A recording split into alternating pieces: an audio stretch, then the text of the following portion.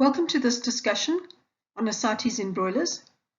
This is a joint collaboration between Darren Petty and Herman Bosman of the Poultry Practice, and we aim to bring you some of the information that's relevant in this disturbing condition. Take a look at the photo on the right-hand side. You will see a bird with a very swollen belly. It's clear that there's water underneath the abdominal muscles. When you cut that open, you'll find up to half a litre come pouring out. This is ascites. If you look on the right-hand side, you'll see the same thing in living birds.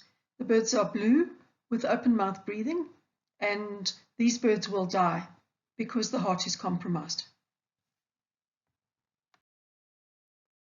I would like to acknowledge, before I go further, that most of the graphs that are in this presentation come from the book The Metabolic Disorders in Poultry, written by Summers, Adams and Leeson, as well as graphs from the Aviagen publication on ascites, which is well worth a read. To understand how ascites in a broiler develop, one must understand a little bit about the circulatory system of the bird. Those of you that had biology at school will easily understand this and perhaps remember the diagram here. But to briefly explain it, I will start with the heart. The heart consists of a left atrium where blood is received, a left ventricle that pumps the blood away, and on the right hand side again there's an atrium that receives the blood and a ventricle that pumps it away.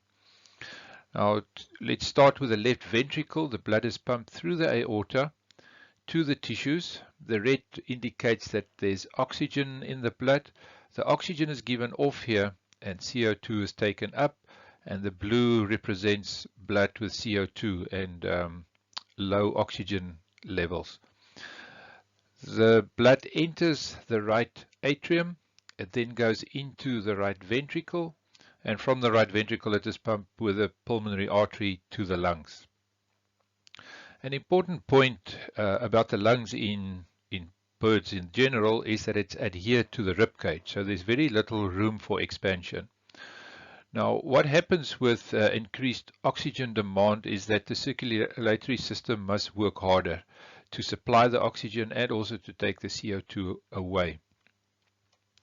And what typically happens is that when the right ventricle pumps blood through the pulmonary artery into the lungs, there is resistance that develops here, and so a back pressure starts to develop, and eventually the right atrium is put under pressure, and that starts to bulge out eventually.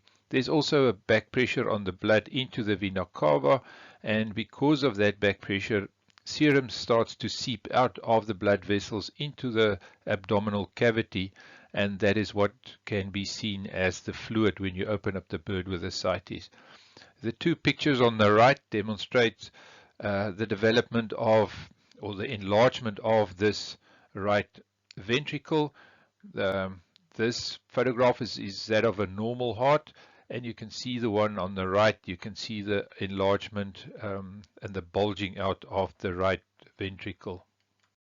An important feature of the bird anatomy is the fact that the lungs are relatively small, they're relatively rigid, so they don't expand and contract as mammalian lungs do, and they are attached to the chest of the bird, so that when there is a demand for oxygen, there's no ability to dilate the bronchi, there's no ability to actually increase the oxygenation. That then causes a problem. It means that the only way to increase oxygenation at tissue level is actually to increase the amount of blood that's going through the system, and that means the cardiovascular system. So what is ascites? Basically, it's caused by a lack of oxygen at tissue level. And this, as we've just explained, increases the workload of the heart, and eventually the heart fails. It is caused by fast growth rate, increasing metabolic rate, increasing oxygen demand, cold stress, increasing metabolic rate, increasing oxygen demand, low partial pressure of oxygen in the air, well, that's generally with an altitude, high altitude, or a respiratory disease which affects the amount of functional lung tissue that is available for the bird. So how does an increase in metabolic requirements, because of the reasons we've stated, end up causing ascites? Well, we have this increased demand for oxygen, and as we've seen, the lungs are incapable of responding, so it's left to the heart.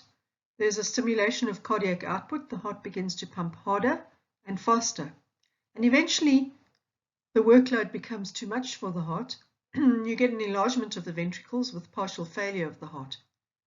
Because the blood is not being pumped forward with enough strength, you get a backflow, and the backflow of fluid is going to the liver and to the lungs. From the liver, the pressure in the liver causes a leakage of fluid into the abdominal cavity, and that fluid is called ascites. So let's look at the blood oxygen, the partial pressure of oxygen in the broilers. Partial pressure of oxygen is basically the amount of oxygen that's dissolved in the blood. And you'll see there that the partial pressure of oxygen in leghorns, which are quite slow growing birds, is 85.76 millimeters of mercury. Have a look at the fast growing broilers. They are actually only 58.9 millimeters of mercury. When that amount of oxygen is dissolved in the blood, it affects the ability of hemoglobin to carry oxygen to the tissues. 60 millimeters of mercury is very low, and the birds are basically operating right on the edge of what's feasible. Have a look at the broilers with ascites. Partial pressure of oxygen falls even more, mainly because of the fluid in the lungs that obstructs further absorption of oxygen. So this becomes a real crisis for the bird, and under these conditions, the bird no longer functions. Altitude has a dramatic effect on the partial pressure of oxygen in air. As we go higher and higher, there is less oxygen available, that is that the partial pressure of oxygen becomes less. And that translates to less oxygen in the blood and less oxygen available at tissue level.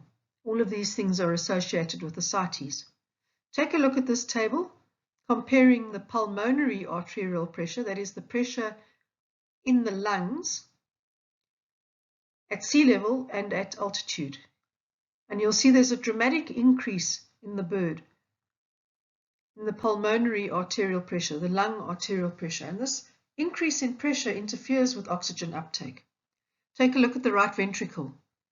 See how much the right ventricle increases in size because of altitude. And at some point, this becomes pathological and the ventricle fails to pump effectively.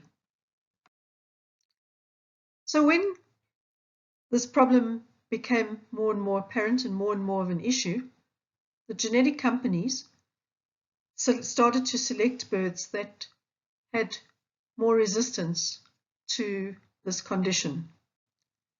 And as you can see in this aviagen graph, over time, they've managed to lift the saturation, the oxygen saturation in the blood of a bird. And so from the early 1991, oxygen saturation was only 75%, whereas now we can see that the oxygen saturation is just under 85%. And this is really important because it's a significant improvement in the bird's ability to function. Nonetheless, if you compare that to the average oxygen saturation of a mammal or man, it's significantly lower than what we see in mammals, where the saturation is between 95 and 98%. So birds really do have less capacity for oxygen. So how do we solve this problem? So one of the causes of a low oxygen partial pressure or less oxygen being available in the air is actually ventilation and air quality. And of course, the ventilation in winter is often an issue in a poultry house. Farmers try to save money on coal or whatever fuel they're using by underventilating in order to keep the temperature higher. And this can cause significant problems. Aviagen has come up with a formula and tables which are available in the Aviagen pamphlet on Ascites, and it's important just to check this. The carbon dioxide, ammonia levels, and dust can also interfere with respiration, and therefore they should also be kept under control. All of these things tend to be more of a problem in winter than they are in summer. Probably the most critical factor is cold chicks in brooding. So if the brooding temperatures are not optimal and the chicks become colder, they increase their metabolic rate in order to stay alive. And this can cause significant damage later on. So you may not necessarily see the ascites in young chicks, although I have actually seen it quite often, but it becomes a significant problem as the chicks mature and become older, probably related to some kind of lung damage. The same type of thing will affect chicks in the hatchery, or the eggs in the hatchery, when they do not receive enough oxygen and are not kept at the right temperatures. The same thing will affect chicks on the truck that delivers the birds or during brooding. It has been said that optimal brooding is more important to prevent ascites than ventilation issues. Brooding in this case is terribly important. So can high energy diets cause ascites? Of course they can, by causing an increase in the metabolic rate, and the birds are growing very fast and probably outgrowing their lungs and hearts as it were. However, changing to a low energy diet is probably not the solution. Low energy diets are extremely unprofitable. One of the small things that can be done is to delay the change from crumble to pellet, thus slightly retarding the intake of the bird. Acids and probiotics in the diet can affect gut health and promote better gut health, and they have been shown to decrease the incidence of ascites. High sodium in diets affects the incidence of ascites negatively. So in this experiment, the birds were either fed a restricted diet or they were fed ad lib. Total mortality in the case of restricted feeding is 18%, which I think is quite high. Ad lib was 39%, so significantly higher. The incidence of ascites in the restricted diets was 7.89%, in the ad lib diets 26%. So again, significantly higher when the birds consumed more. Body weights were not as severely affected, and FCRs were affected as well. So it's clear that increasing the intake of the bird will also increase the incidence of ascites, all things being equal. In this experiment, sodium was added to the drinking water either at a low rate, which was 600 milligrams per liter, or a higher rate, which was 1,200 milligrams per liter. And you can see that the incidence of ascites is more than 4 times higher in the high sodium group. So sodium itself puts a strain on the heart because it increases the blood volume and can affect the birds negatively. In conclusion, ascites can be managed by management. It is important to pay attention to brooding and ventilation. The use of the hours of darkness as a break to intake is important.